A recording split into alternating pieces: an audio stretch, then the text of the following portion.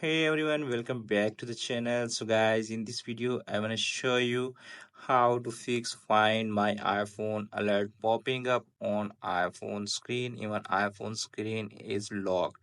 Lot of iPhone user facing this kind of error on their iPhone screen. If you're also facing this kind of error on your iPhone screen, keep watching full video. In this video I will show you how you can fix that error. So first of all, and basic method, you need to force to restart your iPhone.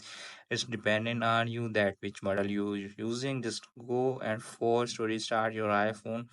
I am also going to force to restart my iPhone. This is iPhone XS Max and right now it's running on latest iOS 17.4.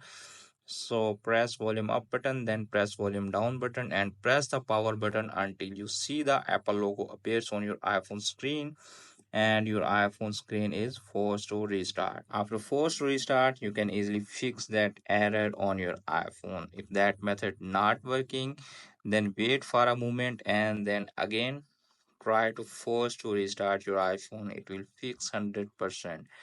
Lot of iPhone user also fix that error with that method. So if you are also still facing this kind of error on your iPhone screen, you need to force to restart your iPhone.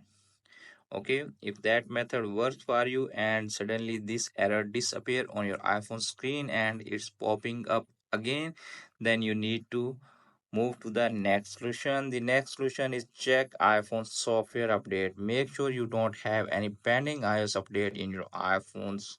If you have any pending iOS update in your iPhone, just update your iPhone to the latest iPhone update, iOS update, and it will fix 100%.